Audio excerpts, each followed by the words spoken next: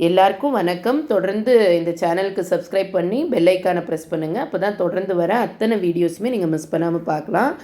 வேதாகமத்தில் பெண்கள் அப்படின்னு சொல்லிட்டு அந்த தலைப்பில் நம்ம பார்த்துட்ருக்கோம். இன்றைக்கி முதல்ல நேத்தி என்ன பார்த்தோம் அப்படின்னு பார்த்தீங்கன்னா, ஏவாளை பற்றி பார்த்தோம், ஆதாள் சில்லால் பற்றி பார்த்தோம், சாராளை பற்றி பார்த்தோம், லோத்தின் மனைவியை பற்றி பார்த்தோம், ரெபேக்காலை பற்றி பார்த்தோம். இன்றைக்கி 5 பேரை பார்க்க போகிறோம். இவங்க யார் அப்படின்னு பார்த்தீங்கன்னா, கேத்தூராள்.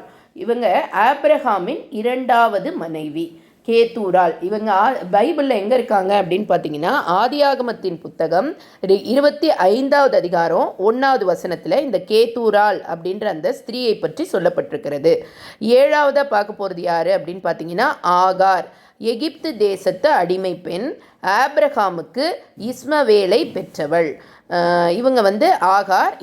இவங்க வேதாகமத்தில் எங்கே இருக்காங்க அப்படின்னு பார்த்தீங்கன்னா, ஆதியாகமத்தின் புத்தகம் 16வது அதிகாரம் 1லேருந்து 15 வசன பகுதிகள் இந்த ஆகாரை பற்றி சொல்லப்பட்டிருக்கிறது. அடுத்தது பார்த்தீங்கன்னா, யூத்தித் பஸ்மாத். இவங்க 2 பேரும் யார் அப்படின்னு பார்த்தீங்கன்னா, ஏசாவின் மனைவிகள். ஈசாக்கு ரெபேக்காக்கும் மனநோவை உண்டாக்கியவர்கள். ஏசாங்கிற அந்த ஈசாயினுடைய முதல் மகனுடைய ஒய்ஃப் தான் இவங்க. ஆதியாகம புத்தகத்தில் 26வது அதிகாரத்தில் 34-35 வசனங்கள் இவர்களை பற்றி சொல்லப்பட்டிருக்கிறது. 9வதாக பார்க்க போகிறது யாருன்னா, ஆதாள் அகோலிபாமால்.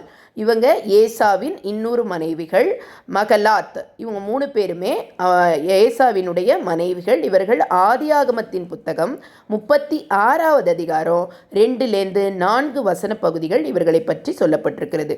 10வது பார்க்க போகிறது யார் அப்படின்னு பார்த்தீங்கன்னா, லேயாள்.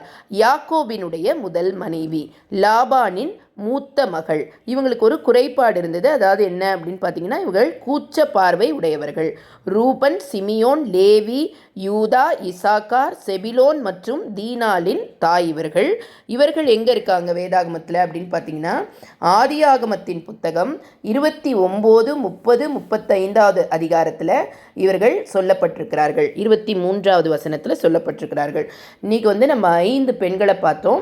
யார் யாருன்னு பார்த்தீங்கன்னா, கேத்தூராள், ஆகார், யூத்தித் பஸ்வாத், ஆதாள் அகோலிபாமால், மகலாத், லேயாள் அப்படின்றவங்களை பற்றி பார்த்தோம். இது வரைக்கும் நம்ம 10 பெண்களை வேதாகமத்தில் பார்த்துருக்குறோம்.